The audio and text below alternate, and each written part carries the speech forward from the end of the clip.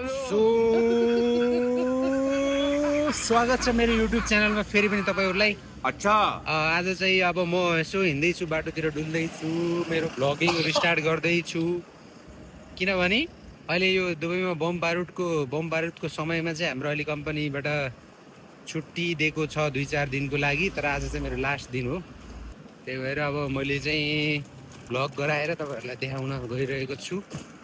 म चाहिँ अहिले यता लेबर क्याम्पतिर आउँदैछु। हाम्रो आजको सानो गन्तव्य यहाँ चाहिँ तपाईले बबाल स्कुटीहरू देख्न सक्नुहुन्छ।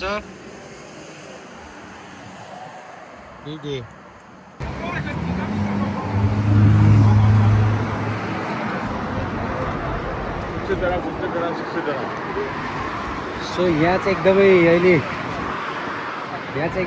दामी कलेक्सन देख्न सक्नुहुन्छ। खतरा यो सबै स्कुटरहरू तपाईँले देख्न सक्नुहुन्छ। यार बाइकहरू जस्तो के अफ रोडको स्कुटरहरू तर बबाल छ, दामी, पैसा पनि दामी छ। फेरि चार्जरवाला स्कुटर हो चाहिँ यो चाहिँ युजेबल रहेछ। सो स्कुटीको कलेक्सनहरू हेर्न, यो बबाल छ नि।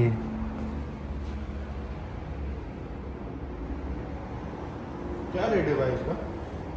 मैं वीडियो नहीं कर सकता। मेरो त हात भन्दा पनि ठुलो छ। रेंज क्या है? बहुत बड़ा है, 70 किलोमीटर।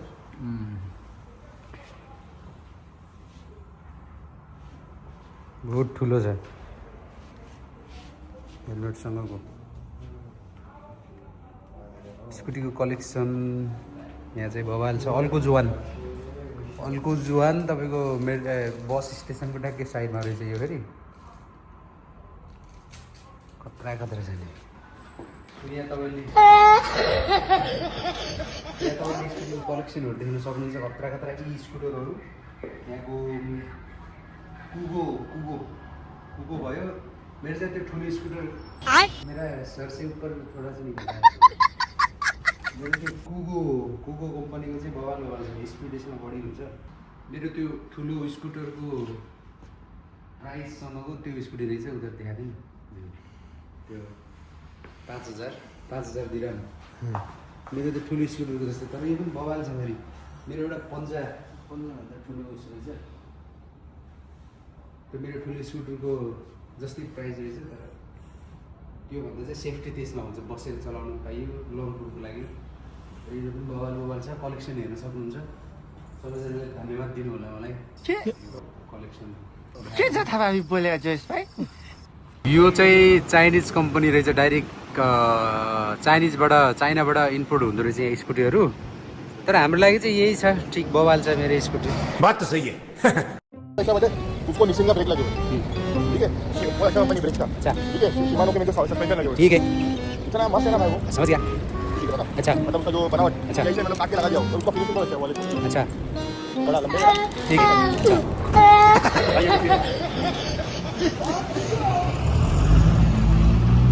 बम बारुद माथि आकाशबाट खस्ला जस्तो भने डर छ भनेर उहाँ इन्डियामा नेपालमा भएको दाजुभाइ आमा बाबा मम्मी बाबाहरू कति डराउँछन्। यहाँ बिन्दास छ। फेरि यहाँ कसैलाई भ्लगिङ गराउन बिन्दास छ, कसैलाई ड्युटीबाट आएर भात खान बिन्दास छ। चिल छ नि यो। यहाँ सबै अल्को जुवानको यो चाहिँ तपाईँको के अरे लेबर क्याम्प हो यो चाहिँ। अगाडि तपाईँहरूले देख्न सक्नुहुन्छ अल्खेल मल। यहाँबाट अलिकति साइडमा हामी जाँदैछौँ वेस्ट जोन साइडमा।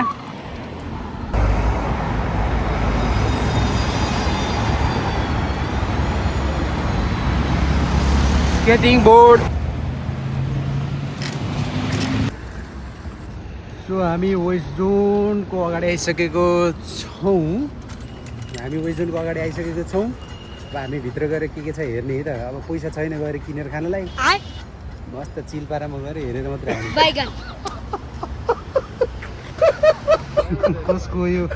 कसको कानमा लाग्ने एउटा एयरफोन मात्रै खसालेर गएछ।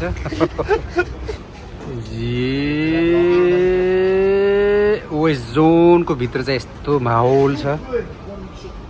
सबै महँगो सामानहरू मात्रै रहेछ। यहाँ हेर्नुहोस् तपाईँहरूले विदेश किन भन्छन् थाहा छ? विदेशमा लौरीलाई पनि किन्नुपर्छ। लौरी पनि यहाँ कति 6 दिराम भनेपछि नेपालको 250 कति पर्यो, 150 जति। विदेशमा लौरीलाई पनि पैसा हाल्नुपर्छ भनेपछि विदेश भन्ने कुरा के रहेछ त? यही नै हो। कुनै टिफिनको ठाउँमा मलाई चाहिँ मन परेको भनेको यो मन पर्यो। प्राइस ठिकै रहेछ, त्यो 12 दिरमको राम्रो रहेछ यार। एउटा उठाउनु पर्यो, राम्रो लाग्यो। अब भात तरकारी लिएर जानलाई यसमा ड्युटीमा लिएर जानलाई एउटा लिएर जानु पर्यो।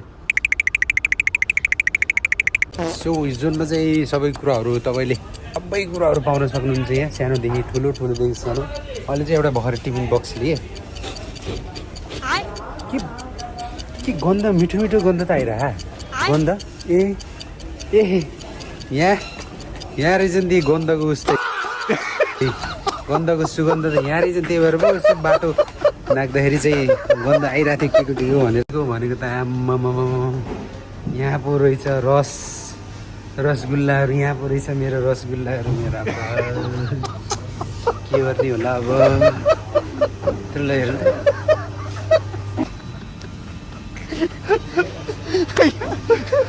जता मासु, जता पनि मासु, जता पनि मासु, मासु।